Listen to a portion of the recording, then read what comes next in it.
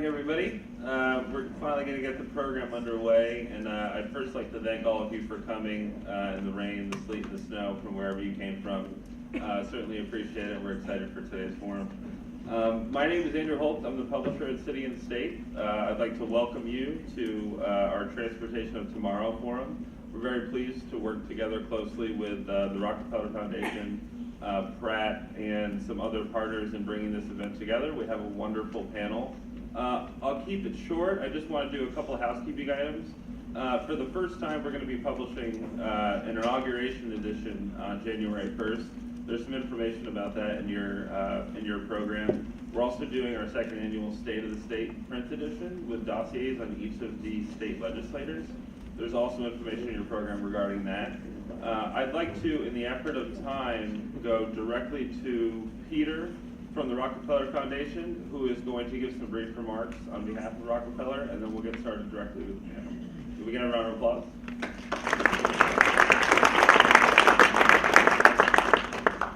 Thank you, Andrew.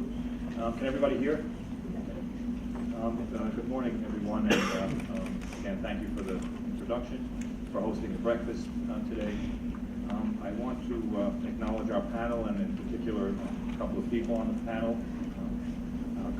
Congressman Jerry Nadler, who, in my time at City Hall, was always there for New York City, particularly with his colleagues, Senator Clinton and Schumer, on rebuilding first term of the Bloomberg administration. I want to acknowledge Tish James, our new public advocate, who will bring a new set of ideas and fresh perspective. And the official professor of New York City, Mitchell Moss, who's also a friend. As you may know, the Rockefeller Foundation has been headquartered in New York City since 1913. This is our centennial year, and we are approaching its end at the end of this month. And our mission has always been quite simple: to promote the well-being of humanity throughout the world. And in that context, we've always worked with the private and public sector partners to explore ways to make this great city more livable, more environmentally sustainable, more resilient, particularly for the less advantaged communities. And after Hurricane Sandy hit last fall, Governor Cuomo asked us and our president, Judith Rodin, to chair his New York State 2100 Commission. Now, that commission was tasked with developing recommendations for preparing New York to more effectively respond to and bounce back from things like the future storms, but also other unexpected events. And that this notion of building resilience is something at Rockefeller we've been working on for the last 6 or 7 years, particularly in Asia, and particularly in 10 cities in Asia. And so, as we thought about it in the context of post-Hurricane Sandy, the work of the Commission, the work we've done in Asia, we saw a need for things like vulnerability assessment and resilience planning on a global scale. And given it was our centennial year, and it occurred to me today that the first grant our foundation gave was a resilience grant, resilience in emergency response. It was to the Red Cross, to build the Red Cross building in Washington in 1913. And we've come almost full circle as a foundation in thinking about resilience. And in doing so, we announced, I guess a week ago, in September, what we called our 100 Resilient Cities Centennial Challenge. And the idea was to create a platform to be an aggregator and distributor of resilience services to the 100 cities. So things like big data for planning for major events, reinsurance products, and in addition, we are funding a chief resilience officer in each of the 100 cities for 2 to 3 years, over the next 2 to 3 years as the cities come on board. Last week, we announced the first tranche of cities selected from nearly 400 cities from over 6 continents. And needless to say, New York City was one of those that were selected. Honestly, New York is probably way ahead of the curve than many of the other cities, but there's still a lot that needs to be done, particularly to ensure the residents are not only protected from the next shock or storm, but that poor and vulnerable communities are included in that. So that leads us into the conversation today, which really is about transportation. We believe at Rockefeller that affordable and reliable and resilient public transportation is one of the cornerstones of our city's future, and that it will determine in many ways how we grow as a city, whether we can achieve sustained economic development and job growth. And for the individual family, it can be the difference between job security and unemployment. It can be the difference between health and chronic illness, between educational opportunity or falling behind. And much of this depends on having a resilient transportation system. In New York, we have the most robust transit system in the country. We serve more riders than the next 20 largest cities in the U.S. And our city's subways and buses are a catalyst for economic development, something that's obvious to everyone. However, the opportunities don't necessarily extend to the whole city. Within a few blocks of here, there are 7 subway lines and dozens of bus routes. Yet for a lot of out-of-borough communities, there are long distances, infrequent service, long commute times, complex routes that make it difficult and sometimes impossible for hardworking New Yorkers to reach good-paying jobs, or quality hospitals, or better schools. And many of these communities are our fastest-growing new immigrant communities. More than 750,000 New Yorkers commute more than an hour a day each way to work, and 2/3 are commuting to jobs that earn less than $35,000 per year. And the employers in those neighborhoods are isolated from reliable transportation, and that inhibits the potential for economic growth and job creation. For example, in Sunset Park, over 25,000 people work along the Sunset Park waterfront. Now, I was born and raised in the Belmont section of the Bronx, and when I think about getting from there to a place like Sunset Park, it's, Bill and Ted's Excellent Adventure. It could take forever on a good day. So as our next mayor, de Blasio, starts to think about how to fulfill his campaign promise of equitable opportunities for economic growth across all neighborhoods in the city, we believe one of the first places he should start to think about is our transit system. And the solution, much to the approval of Ralph Transit, is simple: buses.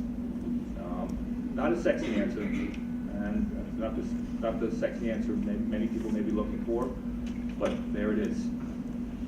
But we aren't suggesting just any buses. We're talking about gold standard bus rapid transit, a high-performance mass transit system. It's characterized by high-capacity vehicles, dedicated lanes, elevated platforms that are level with the vehicles, and enclosed stations and off-bus fare collection. We believe BRT delivers permanence, speed, and reliability of a rail system, but with the flexibility of a bus system, and for a fraction of the cost. Other cities have done it with great success: Bogota, Colombia, Guangzhou in China, and in Cleveland, Ohio, the Helpline has generated over $3 billion in economic development and over 5,000 new full-time jobs along the corridor, and that's since 2008. And they did it for less than $30 million per mile. That's a lot less than building a transit system. BRT has transformative potential for New York's underserved out-of-borough neighborhoods, and it couldn't come at a more critical time. There's no excuse for anybody to have to travel more than an hour to get to a job, to pick up their kids from school, to get to a hospital in what is the greatest city on Earth. We don't just need a bigger transit system, we need the best. And if we need more incentive, Chicago and Mayor Emanuel, with support from Rockefeller, have really already hopped on the rapid transit bus program. They are very far along on it, and we've now built the tallest building. We need to one-up them on BRT. Thank you. Good morning, everyone. Thank you for joining us today for our Transportation of Tomorrow Forum. We had a fantastic panel today, and I'm gonna actually allow them the honor of introducing themselves. We're going to start with Congressman Nadler to my right, and go down the line. I'm Jerry Nadler, member of Congress, a senior member of the Transportation Committee and the Judiciary Committee, and I am a veteran of the New York State Assembly, where I was chairman of the Committee with Jurisdiction over the NTA, but that's a long time ago. My name is Letitia James. I'm a member of the City Council. I represent Fort Greene, Clinton Hill, Prospect Heights, Crown Heights, and am the public advocate elected. And I unfortunately have the distinction of having more accidents and fatalities in my district than in any other district in the city of New York. And so for me, the issue of BRT is a major issue, but also just safety and redesigning our streets has been a focus that I have talked about during the last 10 years of my administration in the City Council. Thank you. Good morning, I'm Mitchell Moss. I direct the Rudin Center for Transportation at NYU. I'm Joan Byron, Director of Policy at the Pratt Center for Community Development. Our mission is to lend professional support to communities that are struggling on issues of social, economic, and environmental justice. We're the authors of the paper that we're going to be presenting.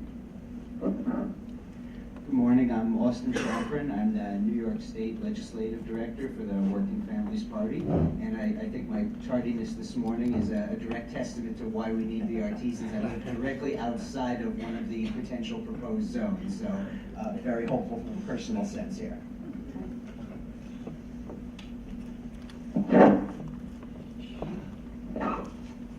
So now I believe Joan is going to give a brief presentation. And after we have opening statements from all of our panelists, Congressman, would you want to start?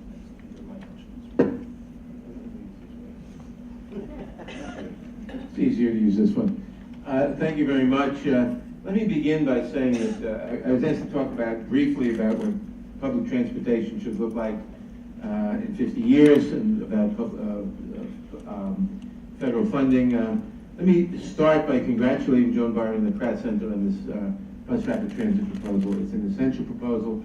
It's a very sensible proposal. Having grown up as a kid in Brooklyn, living half a block from Linden Boulevard, which is one of the proposed BRT routes, it would certainly have made things easier had it been there when I was a kid.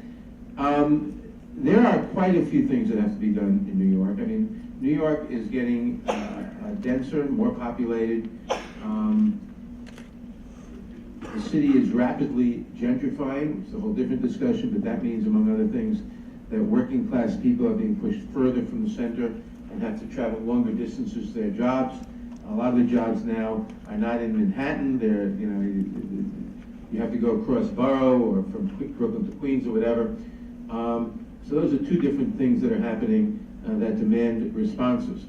One response for the cross-borough problem, that is to say that the jobs not all in Manhattan, is the bus rapid transit. It's cheaper than building new subway lines, and it can be very effective, and I'm sure more will be said about it. Let me mention some of the other things that we're going to deal with in terms of major projects and capital improvements. The East Side Access program is going to be finished, clearly, which brings Long Island Railroad into Grand Central Terminal, which has the more important, from my point of view, impact of enabling rerouting of trains and freeing up of more track space at Penn Station. So you have more track space there, and you can do things like run the Metro North with a stop or a few stops on the west side going into Penn Station. You can run Metro North up to Co-op City. As long as you have more track availability, you can do those kinds of things, which would greatly reduce traffic transit times from the Bronx and from areas in the Bronx that are not very accessible by subway at the moment. We should build the Amtrak tunnel across the Hudson and connect it to the Long Island Railroad, so you can have through traffic and a more seamless system, and that will help bring a lot more people into Manhattan, which we need to because we're at capacity now.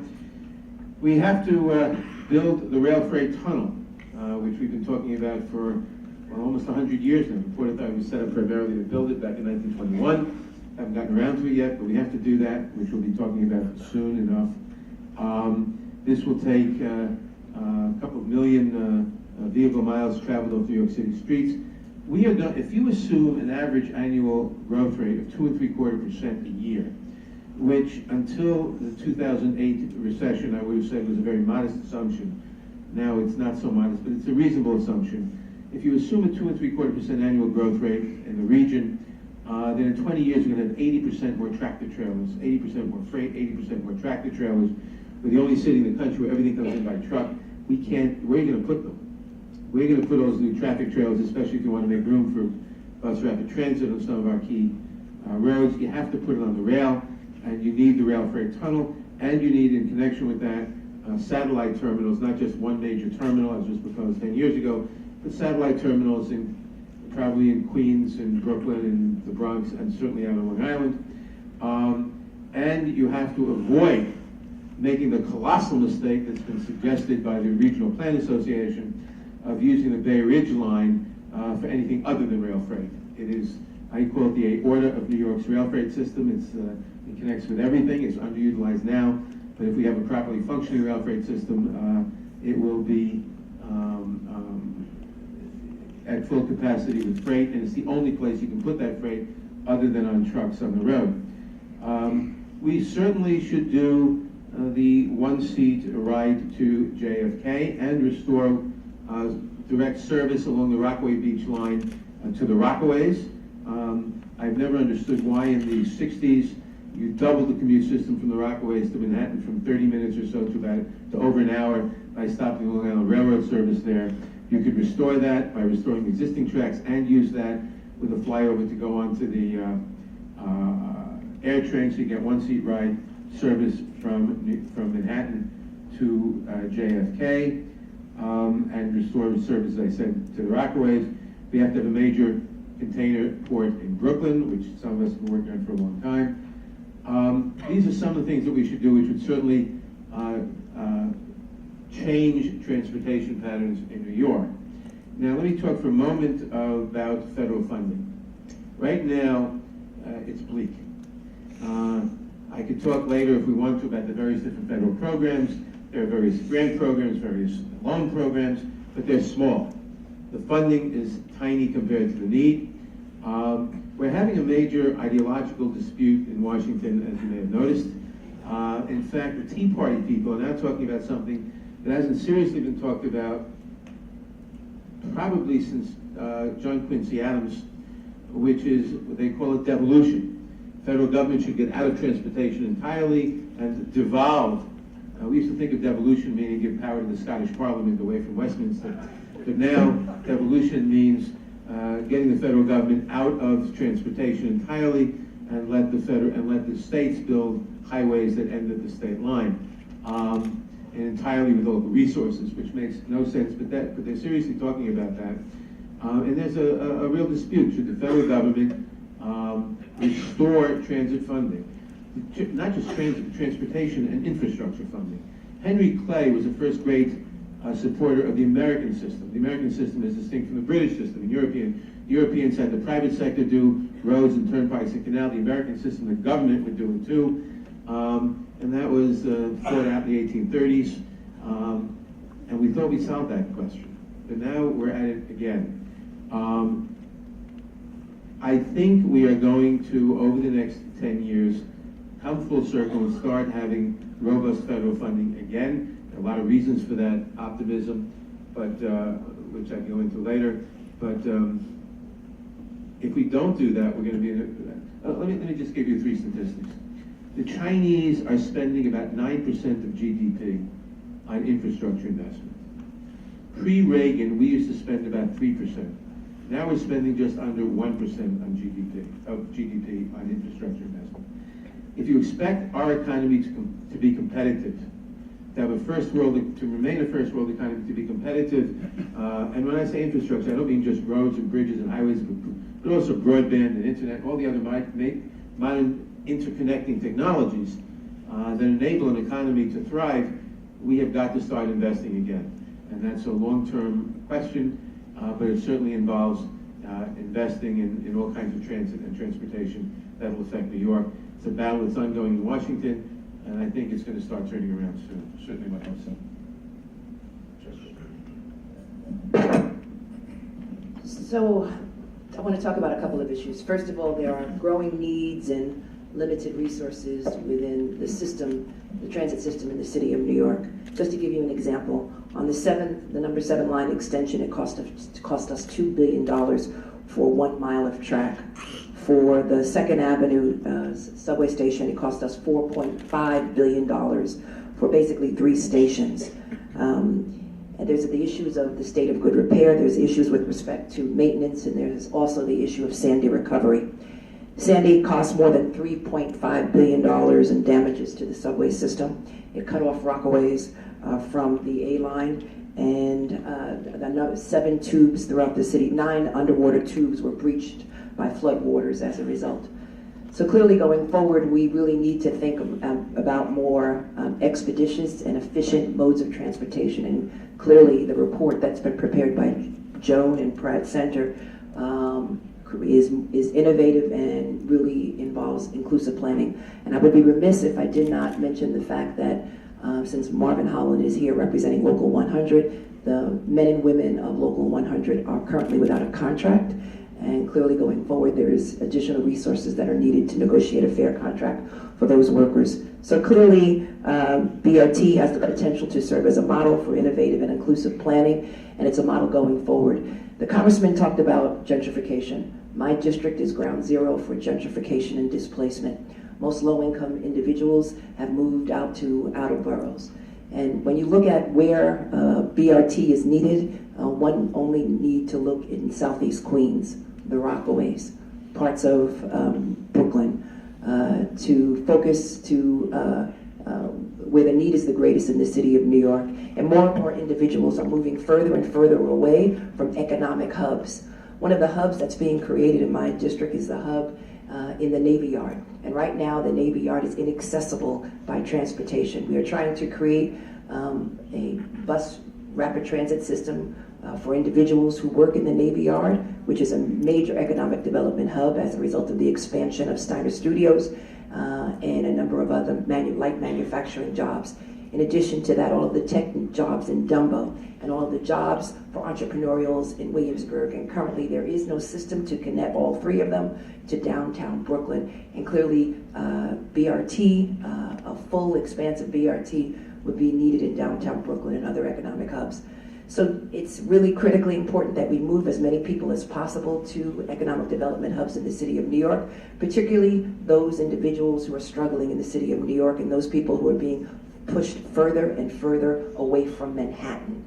And that is what I have experienced in my district. More and more people living in Brownsville and East New York, where individuals unfortunately have to rely upon not 1 fare but 2 fares.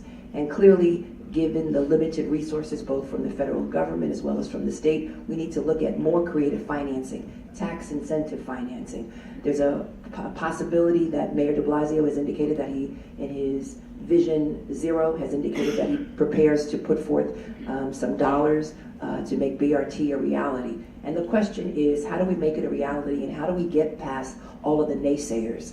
I have had to resolve differences in Brooklyn when we move forward on some version of BRT down Nostrand Avenue and Rogers Avenue. It was basically a 2-year pilot where we had to have negotiations with all stakeholders, with small businesses who opposed it, who were concerned about the impact on their bottom line, to individuals who were concerned about losing parking spaces, which is a major issue in the city of New York. So clearly all stakeholders are going to be at the table. We're going to have to empower individuals. We're going to have to get past myths and stereotypes.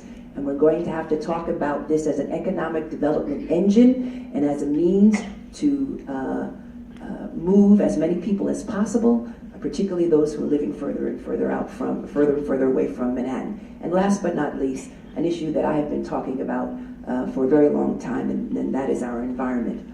One of the reasons, as most of you know, I opposed a transit-oriented project, which is the Atlantic Yards project, is because I was concerned about the quality of the air, the environment in downtown Brooklyn, which is in violation of the Clean Air Act. And there are a significant number of children in downtown Brooklyn who suffer from asthma. And so I believe a full BRT would go a long way in addressing that environmental concern, particularly for children who are living in public housing. And so moving forward, I support this proposal. I look forward to working with Bill de Blasio to ensure that there's adequate funding and perhaps some tax incentive financing that we set aside for the full implementation of BRT, again, in those communities that desperately need it, Southeast Queens, parts of Brooklyn, parts of Queens, the Rockaways, and Central Brooklyn as a whole. I thank you for allowing me to serve on this panel. Professor Moss? Thank you. I first would like to congratulate the Rockefeller Foundation. It's clear they're going to lead New York from the decade of the bike to the decade of the bus. The city of New York has mass transit in about a little bit more than half of its city, but vast portions don't, as we've just heard from the public advocate-elect. There's no other alternative but to use new flexible modes. LaGuardia Airport is a great airport. It cries out for direct express bus service. If you're living in Parks and you want to take a plane in the morning from LaGuardia, you're going to pay $50 to get there by car service. It's amazing the growth of JFK, LaGuardia, even isolated areas like Queensboro Community College, 20,000 students with one little bus route. So when I grew up, you needed a passport to go from Queens to Brooklyn. Now people want to go all the time, but there's no connective tissue. So the only strategy is using express buses. It's going to have to be very flexible. What's important to note is that we've had a surge in buses. We have the 20th largest bus system in America called the dollar van system in New York City. We have 191,000 people come from the suburbs every day by bus. We have 25 intercity buses coming here, including 47 every day to DC, 37 to Baltimore, 30 to Boston. So people are using the bus to come to New York, but we're not using the bus to get through New York. Bus ridership has been down since 2007 for the MTA, even though they have 3,000 lines. So we're going to have to rethink the lines, and we're going to have to use express buses to connect the boroughs, because we're not going to be building subways in those places.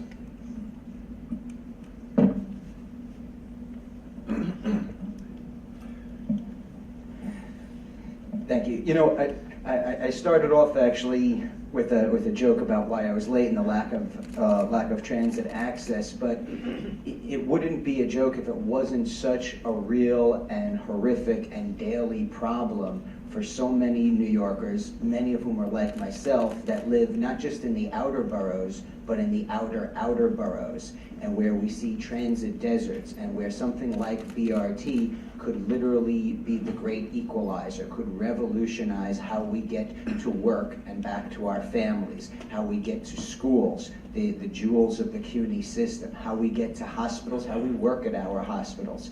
This is, this is something that has gone on for far too long, the waits, the inaccessibility, and it's really helped to widen the income inequality gap. I think we saw what I would call a transformative election just this past November. As someone who works for the WFP, we believe in a principle that everybody counts or nobody counts. But for far too long, there have been huge segments of our population that haven't been counted among those who have affordable and reliable access to mass transit. I believe this was the first election in almost 40 years where there was someone from the outer boroughs elected mayor. Between Mayor-elect de Blasio, public advocate-elect Tish James, I think there is a real feeling that we can start to get things done where people in the outer boroughs that have lacked the access to mass transit are now going to start to be brought back in, to have better access to the economic development hubs, to have better access to their jobs. I mean, I'm fortunate that I can actually make that commute, and it doesn't cost me my entire salary, but there are a lot of people on that income inequality gap that aren't so fortunate. If you look at a low-wage worker, someone who's going to be making, say, the minimum wage as of the 31st, or the last day of this year, that's $8 an hour. We're talking about a potential 2-hour commute for some folks. That's $16 a day. That comes to almost $4,200 a year out of not even a $17,000 a year salary. You're talking about a quarter of your income going to transit. That's lost time, that's lost wages, that's lost work opportunity, and maybe most importantly, that's a huge, huge impact on your family. So I think that, as we start to look at what the potential options are politically, economically, what has the feasibility to actually get done, since it's so hard, so cost ineffective to build new subway lines, that just doesn't seem like it's ever going to happen or could happen. BRT can be the great equalizer. It can actually bring people in to a system that was designed to serve them. So now we can start to get public transit to work for working families. And that's why we're completely supportive of this project and this initiative. Thank you very much. Get the pictures up. I'm not going to read you the whole paper. I would urge you to pick up a hard copy or to download it and read it online. I want to show you some of the data that pushed us to the recommendations that we arrived at, and also what that data represents in the lives of human beings that are poorly served by New York City's transit system, what this chapter in The Tale of Two Cities reflects in the outer boroughs. We've had population shifts that we're just beginning to understand, that communities outside of the areas served by the subway system have gained population, and a lot of that is folks who've been pushed, as folks have said, from communities that are relatively well connected to transit to communities that are not well connected. We're seeing declining incomes in a lot of those outer ring communities. We're seeing a rise in the percentage of people who rely on public transit to get to work. And what we're not seeing is a commensurate increase in the quality and reliability of that transit. We're seeing more and more households with no vehicles. This is, when I was growing up, this was the land of Archie Bunker. You drove where you were going. And now we're seeing multi-generational households with multiple wage earners, even if they can afford to own a car, which many can't, that one car isn't going to get everybody to their job. We're seeing jobs dispersed across the city as well. We're seeing blue-collar jobs in logistics and distribution and manufacturing. We're seeing service jobs in retail, in healthcare, in education, more and more concentrated in places that are not connected to the transit system. The subway system does a great job of getting you into the Manhattan Central Business District. If you're getting from an outer borough neighborhood to a job within your same borough, not so much. You're relying on the bus. Buses are slow. Even more, congestion makes buses unreliable. People have to leave a window of 40 or 60 minutes or more around their hoped for arrival time because they can't count on when that bus is going to get them there. Okay? Lack of transit also undermines the economic vitality of neighborhoods. We have retail areas that were planned and zoned and built around the auto-centric model of the 1960s, and those corridors are now suffering because once you get in your car to go shopping, you might as well go on to the mall. You might as well go to the big box chain. You're not going to pull off, get out of your car, and shop at your local strip. There's a generational inequity. Seniors are not well served by the transit system. Young people are isolated from economic opportunity, from educational opportunity, from everything that they would need to start climbing up in this society. Okay? Select bus service is a breakthrough for our city. We can't say enough about what it took for the agencies, for New York City Transit MTA and for New York City DOT to do the creative thinking and then the careful problem solving that enabled select bus service to move forward. It is a revolution in the communities that have seen it, and it has paved the way through technical problem solving and even more so through building of a common understanding and public support to take the next step. What the neighborhoods that are outside of the subway system need is to put the rapid in bus rapid transit. And some of you are familiar, some not, but I'll quickly go through what those features are that make BRT rapid. Okay? Protected bus lanes. Okay? It takes more than red paint. Those lanes need to be aligned so that they don't conflict with curbside uses and parking. Intersections need to be managed so that turning traffic doesn't conflict with buses. Okay? Visually distinctive stations, partly to to give people the quality of experience they deserve. On a practical level, stations allow off-board fare collection, potentially a barrier system rather than a receipt system like we use on select bus service. That allows passengers to board through multiple doors just as they do on the subway. And it also allows comfortable, safe, universal access for all users, not only wheelchair users, people traveling with kids, people traveling with strollers, people that have the mobility impairments that come to us all sooner or later. And stations are the place where people can get real-time arrival information, where there can be high-quality, frequent service with the 3-minute headways that you can get on a train. You can get those on a bus if you manage the system. We looked for corridors where full-featured BRT would deliver the greatest possible benefit to the greatest number of people who are now the most in need. We found 8 corridors that certainly are not carved in stone at this point, but are worth a careful look. Okay? We looked for populous, underserved communities. We looked for important destinations, both job clusters and non-work destinations, like colleges and universities, like hospitals and primary care.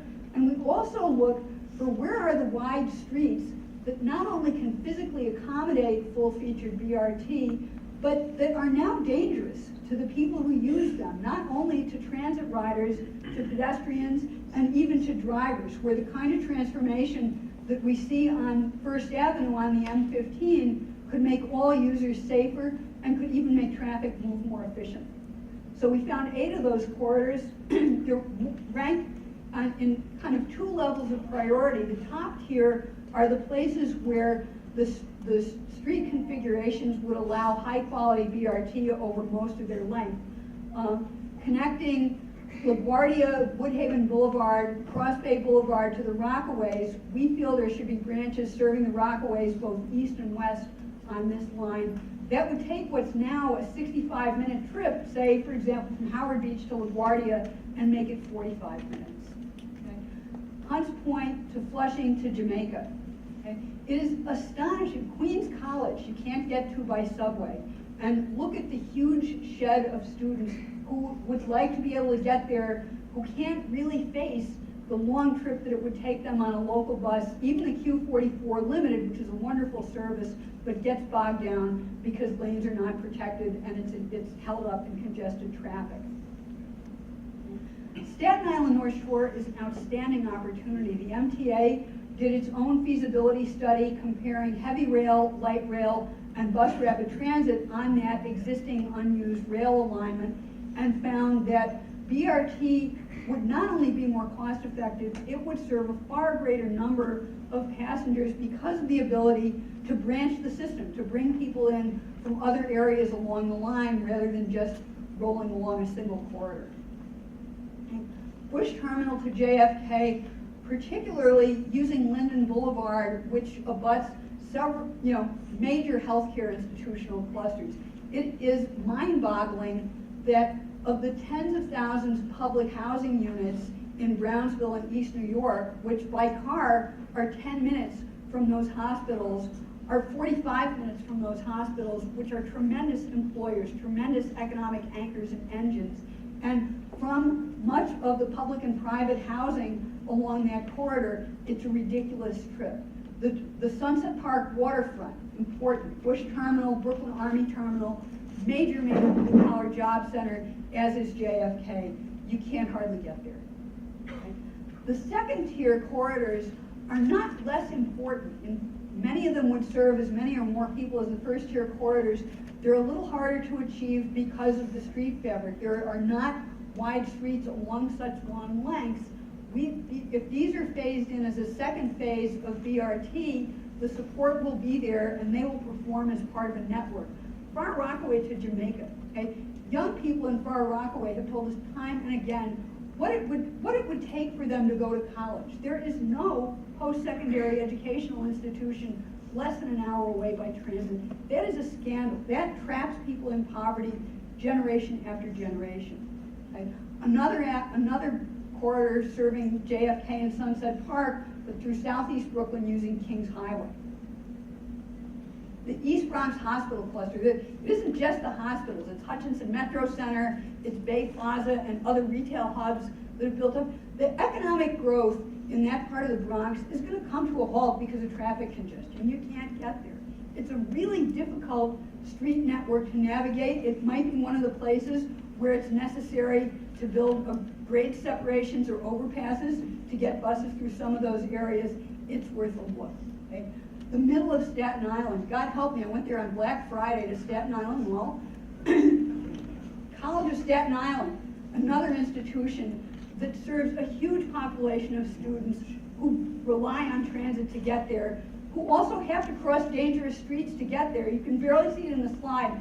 There's a bunch of flowers tied to that light pole. It's memorial to somebody who was killed at that intersection.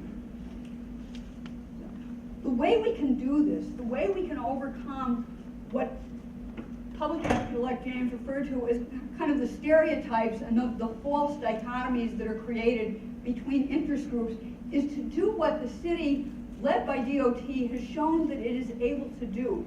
Dedicate teams to working with communities, not to quash opposition, but to identify and surface and solve real problems. Okay? What's needed is not only the capital commitment, but agency bandwidth, the kind of attention to this issue that it takes to solve those really granular problems and create partnerships, as DOT did with the Nostrand Avenue Merchants Association, that made B44 select bus service welcome instead of dreaded. Okay? We can do this. The community, these corridors, a half-mile buffer around these corridors takes in the homes of 2.3 million people. That is 2.3 million people, most of whom don't have a rapid transit option now, who need one, who deserve one. They don't deserve any less than what we enjoy in the close-in, well-connected neighborhoods of Manhattan and the boroughs. Okay? Let's get there. Thank you, Joan.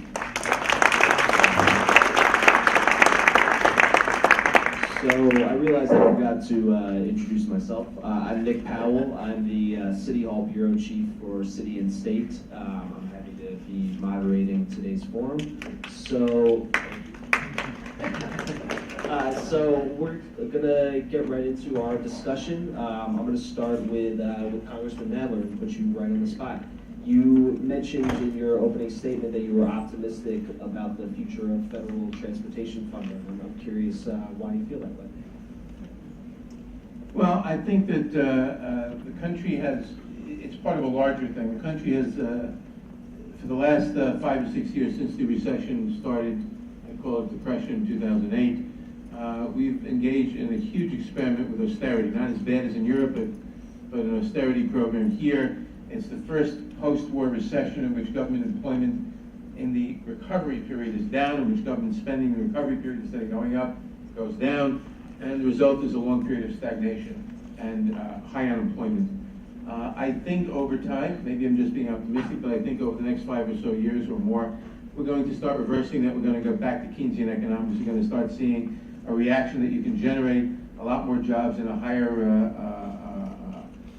employment, and less unemployment, and a big growth in GDP by investing, especially in infrastructure, by spending government money in infrastructure, that by spending money also on things like food stamps, unemployment insurance that get a very high multiplier effect.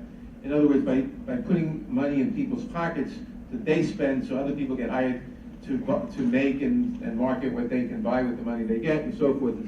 It's a good Keynesian effect, anchored by infrastructure.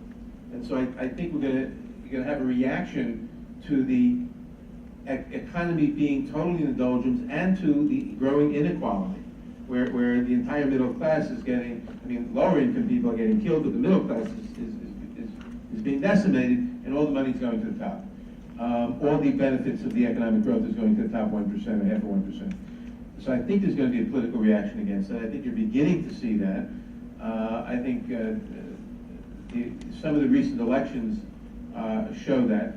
And I think over time, over 5 or so or more years, we'll start spending more money on infrastructure and on investment generally. And that gives us more transportation money. Tish, I wanted to ask you, so there's been studies that show that some states prioritize highway and road funding over transit. Now, and maybe Austin, maybe you could speak to this as well, but how do you navigate the kind of it's some kind of a running theme in Albany, the divide between upstate and downstate needs, and you know, in terms of meeting what the city needs for transportation equity? So first of all, let me just respond to a couple of things. One, the dollar van is no longer a dollar. It hasn't been a dollar in a very long time. And two, I had the opportunity of attending the College of Staten Island last night. I sponsored a town hall meeting, and I commented when I was entering how it was inaccessible by mass transit. And there were hundreds, if not thousands, of cars there. And I, commented to myself, wouldn't it be great if we had mass transit that connected all of these students to economic development hubs in the city of New York. I neglected to mention Northeast Bronx as well as parts of Staten Island, which is absolutely critically important. I also want to talk a little bit before I answer the question is how congestion really is undermining our economic vitality as a city and as our ability to compete. Anyone has to just travel Manhattan and know that congestion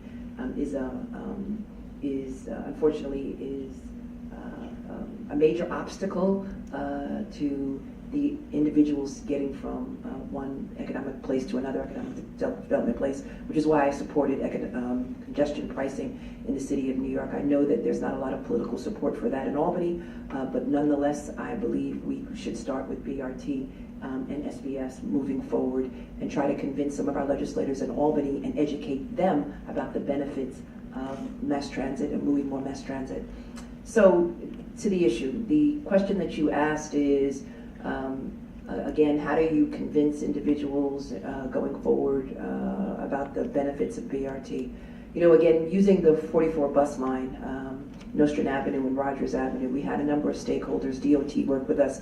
It was a 2-year project. A number of individuals thought that SBS was going to have an impact on parking, was going to have an impact on their businesses, and obviously we did a lot of education, a lot of outreach, a lot of forums, a lot of hand-holding, and we provided a number of meetings with individuals who were generally opposed. I've looked at Cleveland. I looked at how Cleveland has become much more competitive. I've looked at other states, both in Europe and other countries in Europe, and have studied BRT, and I've come to the conclusion that BRT is an innovative and economic development approach to dealing with mass transit and addressing the inequalities not only in our city but in our country.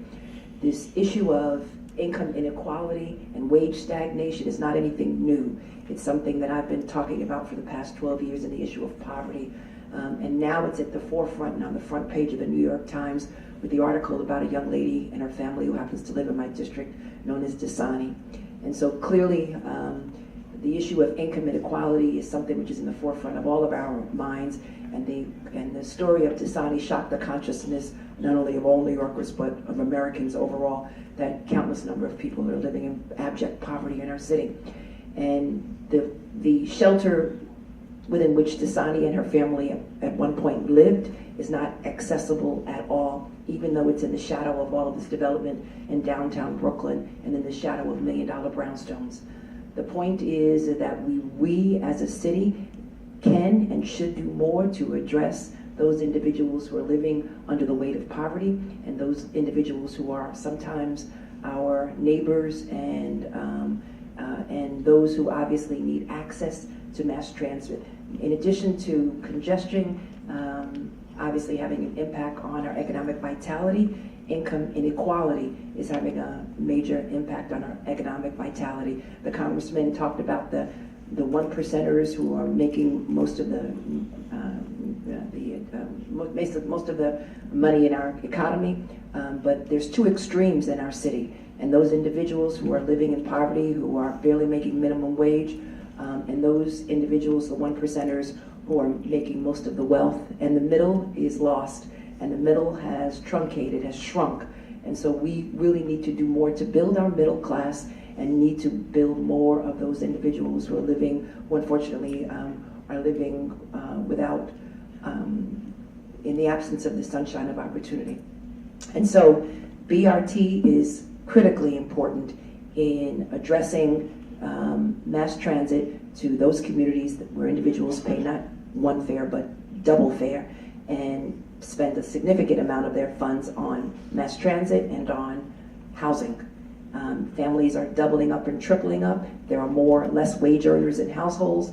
And so clearly going forward, we need to study models that currently exist, both nationally and internationally. We need to make sure that we have Bill de Blasio has a deputy mayor who is dedicated to BRT and also making sure that our streets are safe.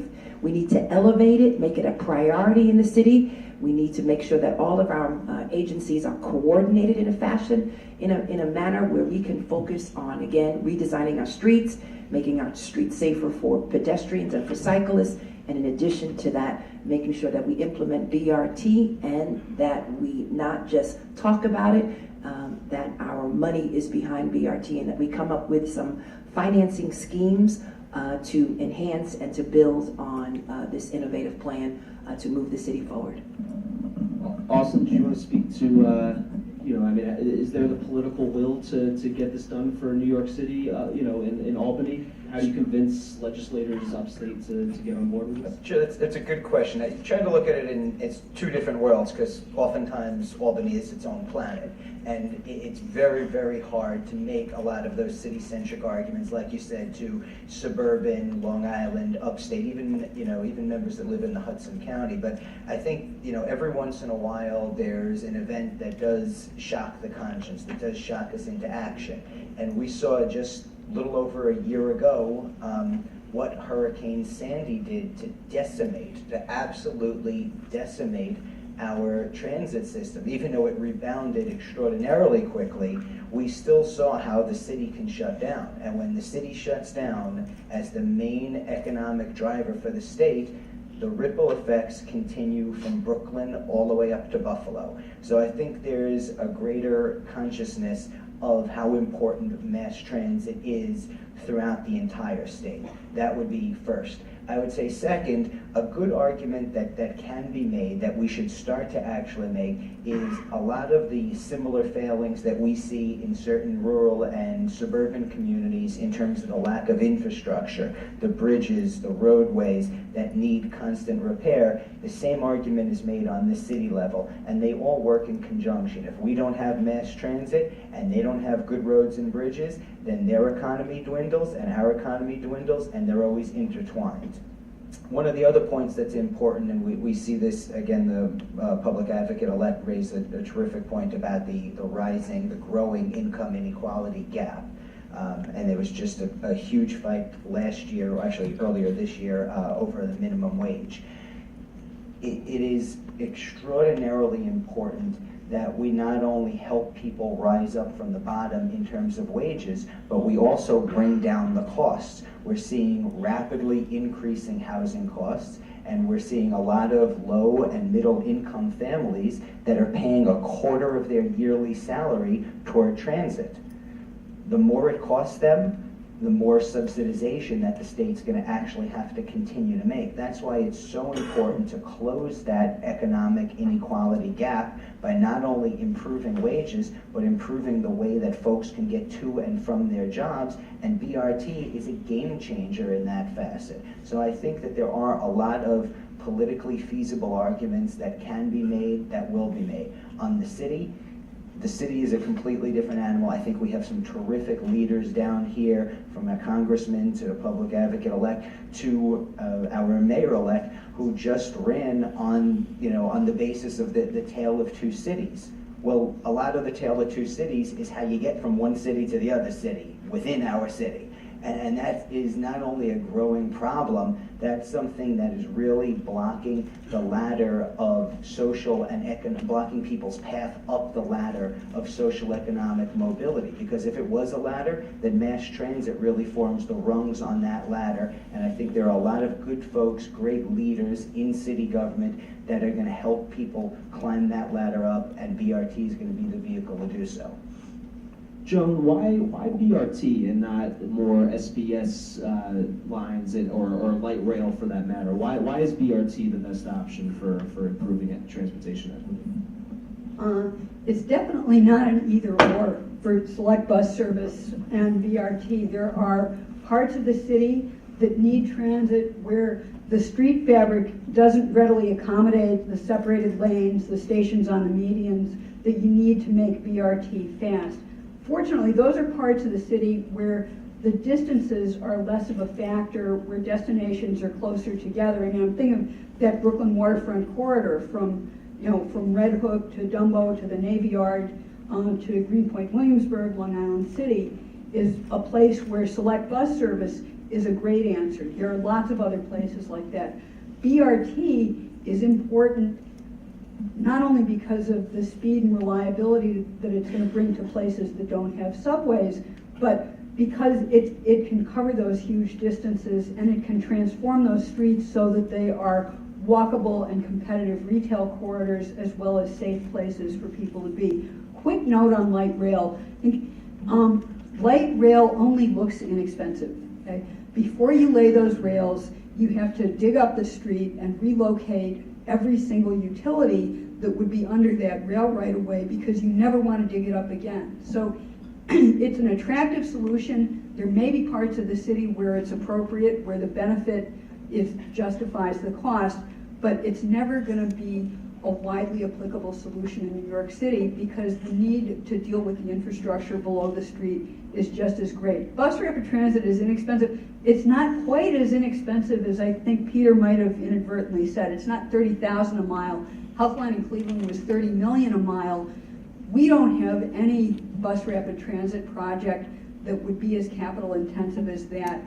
To put in the Healthline, City of Cleveland buried a lot of utilities, relocated a lot of utilities. It was almost like a light rail project. I think the costs in New York are going to be a fraction of what they were in that instance, but they're going to be a very small fraction of what light rail would be. Mitchell, maybe you could speak to how the dynamics of the city's mass transit system has changed over the last decade or so. How are the patterns of commuting changing throughout the city?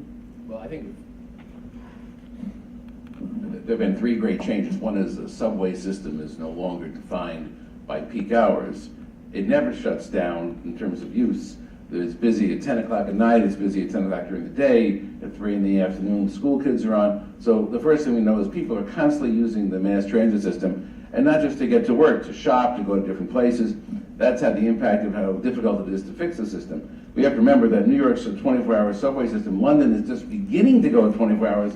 I think in Boston, always, in my favorite example, they close the bars 1 hour after the tea. You can figure that for driving safety. But I think, so one is we know mass transit's becoming much more important, and Ruth said word active. I can recall during another era they were thinking of closing the L train because it was inactive. There was someone in Albany thinking of that. The L train is now the hipster route of preference. I think the second point I would like to make is that New York City, people are constantly moving, and that means we're using ferries, we're using bikes. We've got all kinds of flexible systems here, but the bus is going to be essential to open up these big corridors of employment. And I think I mentioned the airports, the colleges we heard about, but economic mobility is far more dependent upon getting to work and having mass transit in New York, because this is one of the few cities where you can function without a car and without owning a house. And that means we got problems. If we want to have more places where people live, we have to have access to get there. Red Hook is one of the great areas that Kia proved you can design a building that withstands a storm, but we don't have mass transit there. That's made for express buses, because right now it's an isolated area. We're not going to undo the iguanas, but we might as well open up Red Hook. There are corridors where you can have more housing. You'll need transit to get there.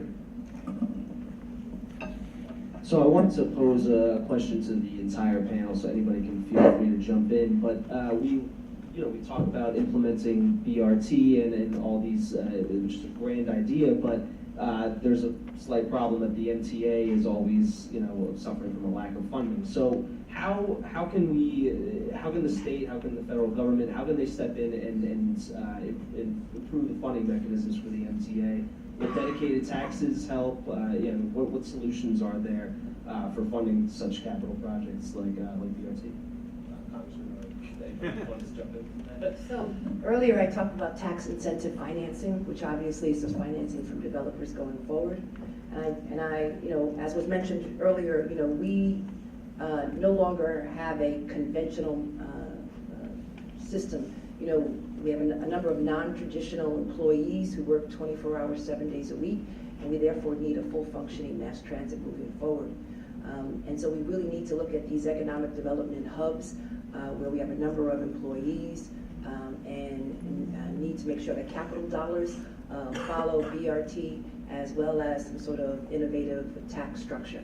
Let me also go on to say that currently in Albany, and I worked in Albany, the current mode of financing our mass transit is a result of political negotiations. And we subsidize roads and bridges on the island and in upstate, and it's really not fair. And we pay for it at the fare box, well, we don't longer have a fare box, but we pay for it at the fare box.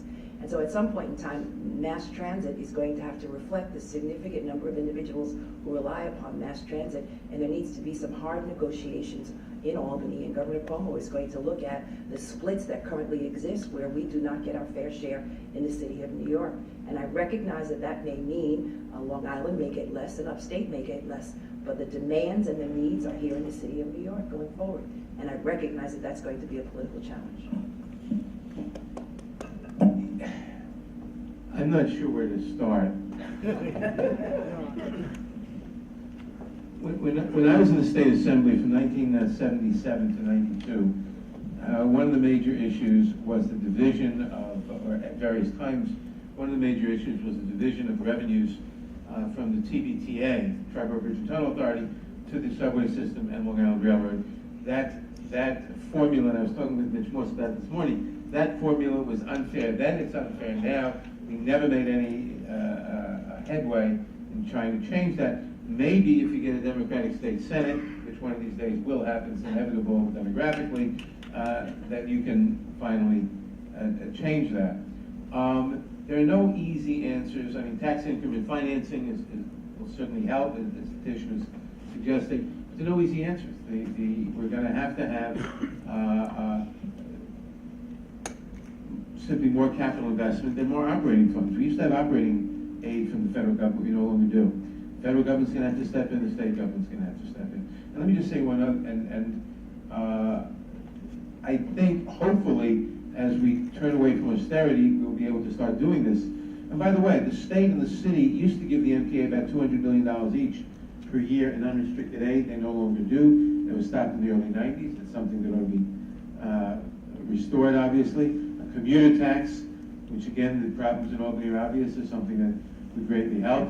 And elementary fairness demands. But I want to make one other observation. Bus rapid transit is a very essential thing to do, and I again congratulate Joan and the Pratt Center, and everything that's been said about it is correct. We have to do this. It's a way of getting transportation to underserved areas and underserved populations, and to industrial and to job hubs that aren't served, and we're not going to build new subway lines. However, we have made some major capital investments which we haven't properly utilized. I would argue that we should never have done the East Side Access Program. I thought that was much too much money for too little benefit, but we did it. Now, it would make little sense not to exploit it. So, for example, given the investment in the East Side Access Program, it will not cost a lot of capital money to extend Metro North through the Bronx. That is to the Co-op City area and intermediate, or parts of the West Side and Inwood and Washington Heights. That's not a major capital expenditure. It would be if you had to start from scratch. We did it already. We did the East Side Access.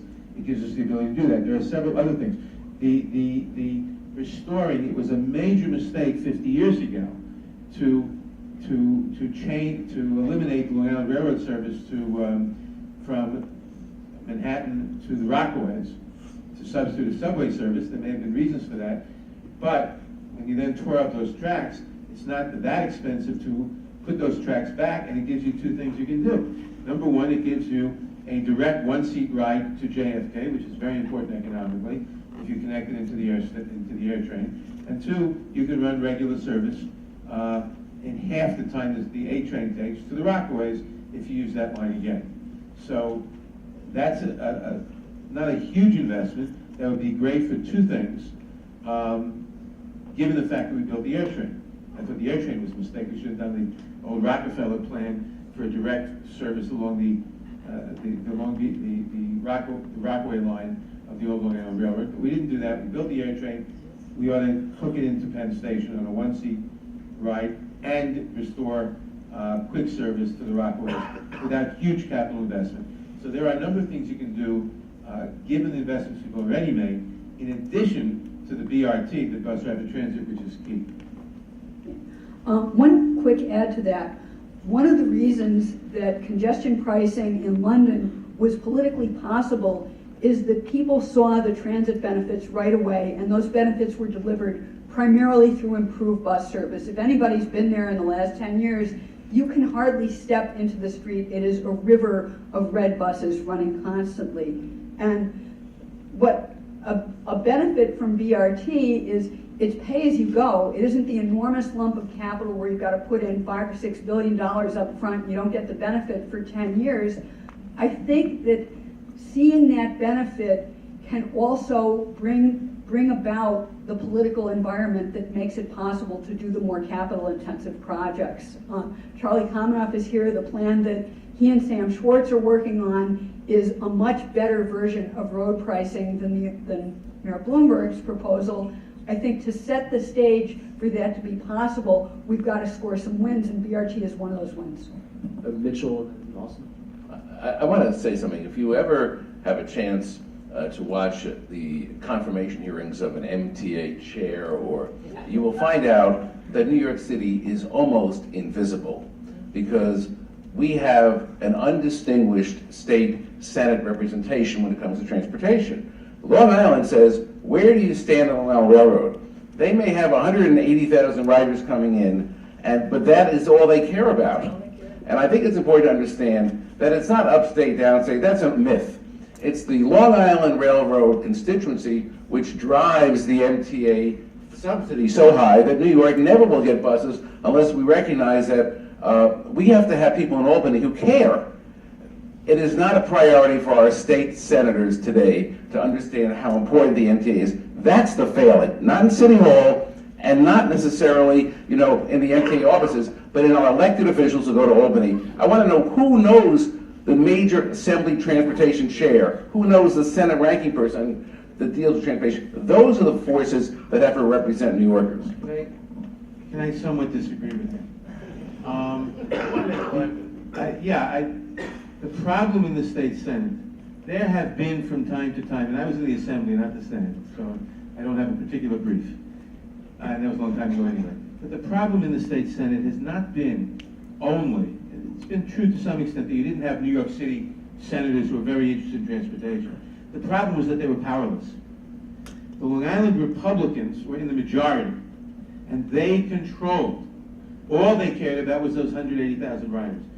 The state senators from New York City were Democrats, and they had no power. And that may change. If it changes, you got to make sure you have senators who care, but you got to also make sure that the senators who care have some power. I think the Congressman made a great point there. It's a very similar situation that we see in school funding and the inordinate power that block of 9 Long Island Republicans have and the way that they use their power. So there are a couple of things that we need to make really clear through our political representation, and that's, we can't continue to subsidize what turns out to help such a small segment of the population comparative to where the mass riders are. There are people that are coming into the city that are using our system, that are adding to the congestion, yet there aren't mechanisms that we used to have, like a commuter tax, that could end up helping to at least alleviate some of the burden. Now, another thing to remember is with BRT, that first payment is sort of the as in anything, is the most important, because with the increased ridership, with the better service, you're likely going to be able to bring down some of the costs for future projects. If one works, then hopefully that causes the domino effect. But just in terms of funding and the political will to do so, is there has to be an argument made in Albany that we can't continue to subsidize such a small group at the expense of the many, when that group really paves the way for everybody else. And the only way to break that hold up is to make sure that we have the investments in New York City's mass transit, just as they want investments just as we pay for investments in their roads and their bridges and streets and the basic infrastructure. Commuter tax is one option that should be put back on the table. There are a number of other things. They used to be, transportation lot boxes, but those have been raided year after year after year. And we saw, I think that goes back to the Pataki administration, how they raided that. And that was something that was started actually under Mario Cuomo, and it gave us a chance to actually have some sort of under carry.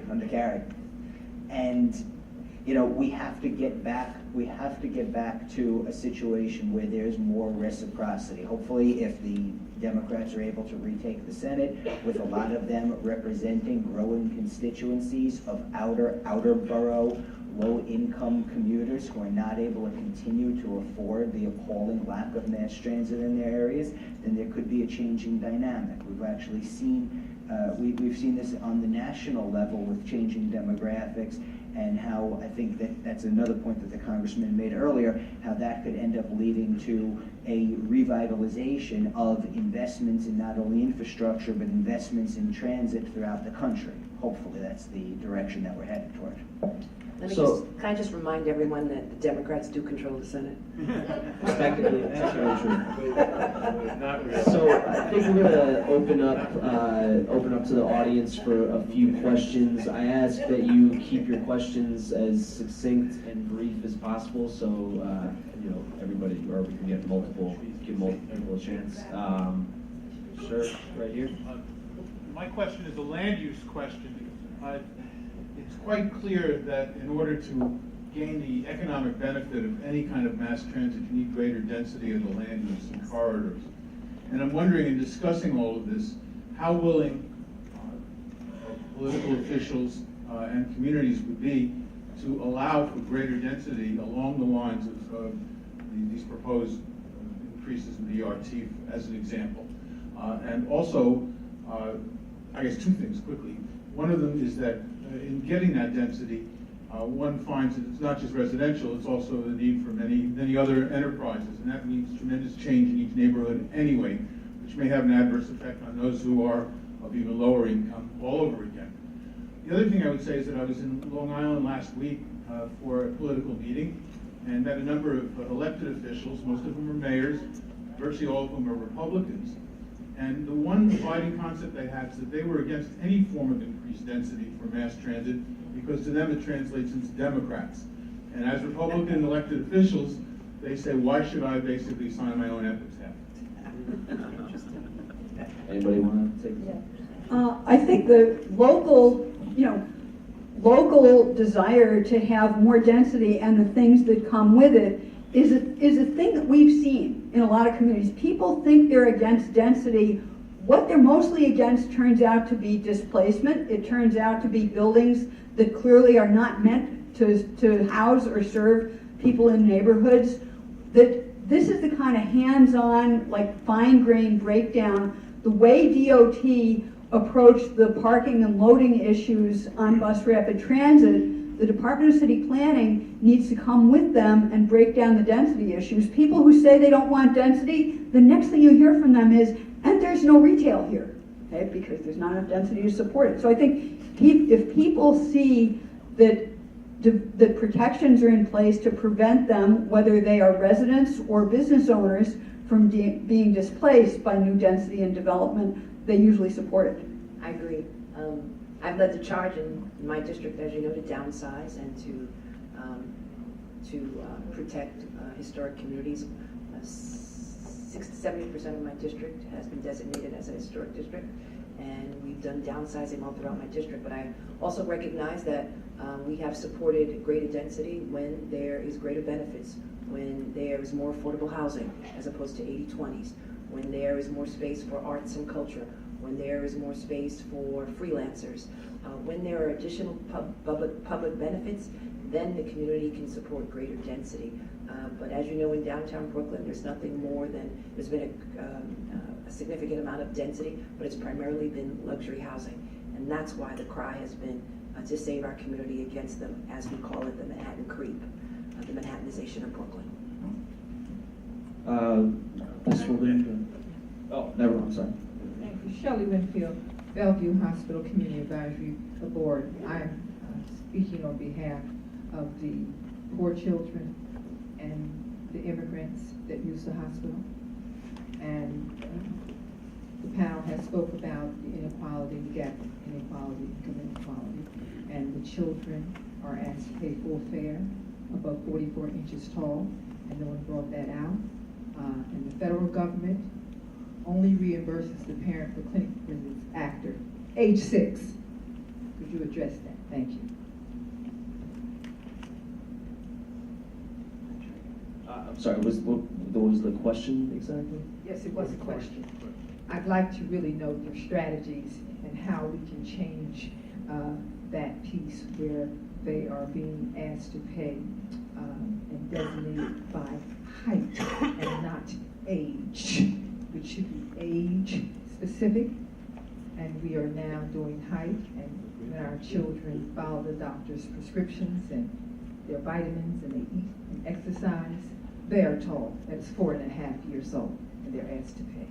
I'd like to know, how are we going to change that? You've got this wonderful panel representing the city. I'd like the solution. Anybody want to take a whack at that? Well, this is, how the MTA issues discounts for different populations would be a whole panel in itself, and beyond a lot of our expertise. I want to say that the way we force the MTA to carry the burden of both debt service and operating expenses has forced MTA into a spiral where they believe that they have to raise fares on every 2 years. We have a lesser fare increase this round than was expected because some revenue turned out to be above projection, some cost turned out to be below.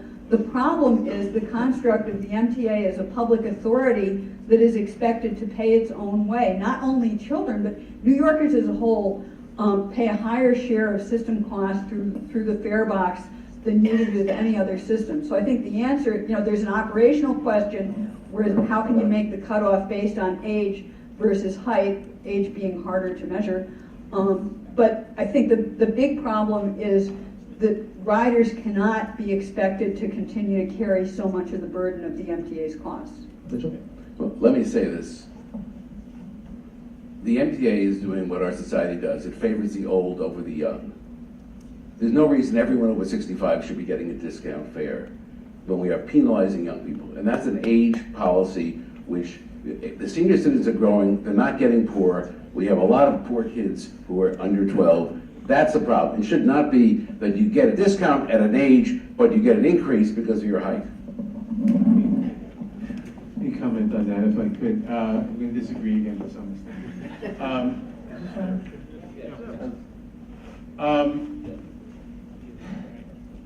I'm not sure that everybody over 65 should get a discount. I'm not going to get into that. But the notion that we are favoring old people as opposed to young people, this generational warfare propaganda that we're seeing is wrong. If you look at the statistics, we are going to have a crisis soon in our society where people can't afford to retire. The tail end of the generation that got pensions is now retired. The 401k experiment failed. Most people who do not have pensions have very little savings to retire on. Social Security is not nearly enough to retire on. And in fact, if you look at the statistics in the last couple of years, if you look at, the unemployment statistics come out every month, but the real statistic is what percentage of a given age cohort is working.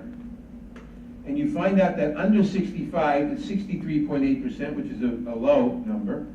But over 65, it's rising. It's rising. A higher percentage of people over 65 are working now than 5 years ago because they can't afford to retire. So this mantra that is being spread in our society that we're favoring the old people who have plenty of money against the young people is not true. We're hurting both. We're hurting both. So whether, in fact, an across-the-board discount at 65 makes sense, it's a different question. I suspect it does, but it's a different question. And the question that you asked, which is that we give, that the federal government gives a break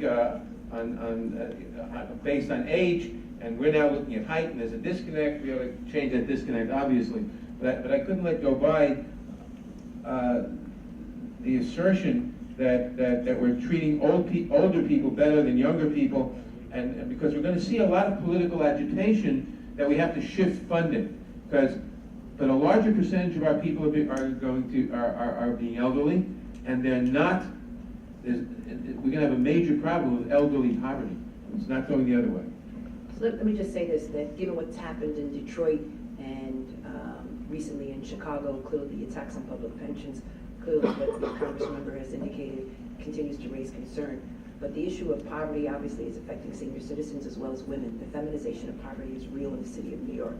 But the issue with respect to the policy of MTA giving discounts based on height as opposed to age, obviously is something that should be reviewed.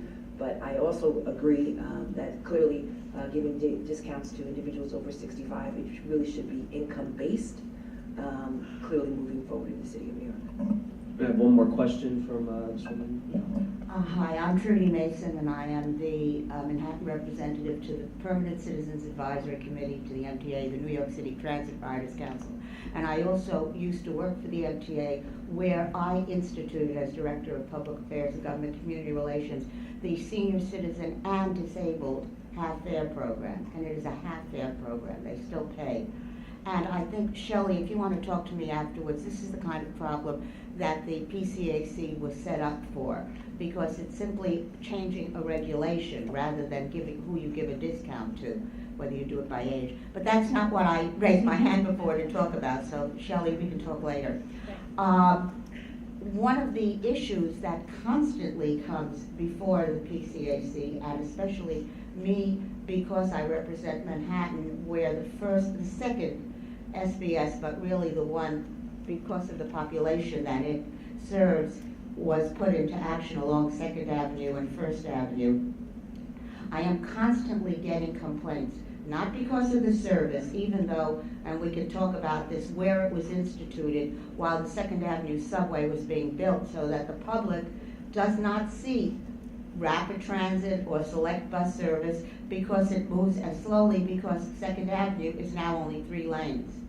And that brings me to the point of getting if you want to have BRT or more SBS, there is one thing that was not in your report or nobody spoke about, and that is public.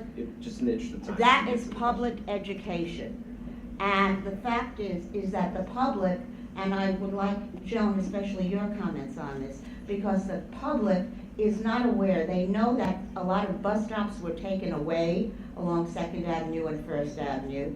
They also know, because they do not know about paying offline and holding on to their tickets, something that we have been suggesting to the MTA for, if you will, but I just, you let other people speak on, because this is a serious issue. You had a whole panel here on BRT, and unless you get the public on the side of more BRT, there are big fights up in Harlem right now and in the Bronx and in Brooklyn, where the B44 was just instituted. They hate it. So anyway, the question is, have any of you thought about public education and bringing, because it has not been done?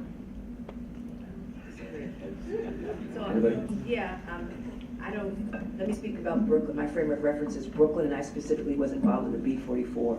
And so you said individuals hate it. I've been working with the community for over 2 years, and there are some individuals who still have concerns. It just started, you're right, but it was a 2-year process. It started 2 years ago where we planned it, and we had a number of meetings, and a number of individuals were opposed. Some obviously still oppose it, but the vast majority of individuals I've heard from walking the streets on Nostrand Avenue have indicated that it has been a positive. And it, specifically those individuals who work in the hospitals, getting those individuals to work to Kings County Hospital, to Medgar Evers College, and to all the facilities up and down Nostrand Avenue.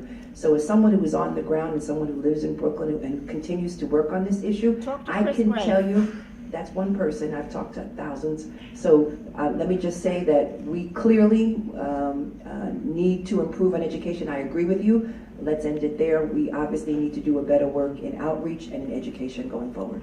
And I think the Second Avenue subway station, clearly, it's really location. When you have a major construction project which reduces the number of lanes, because clearly BRT should be set aside for those wide streets where you have 6 or more lanes, and clearly Second Avenue is down to 3. All right, I'd like to thank our esteemed panel for enlightening us this morning.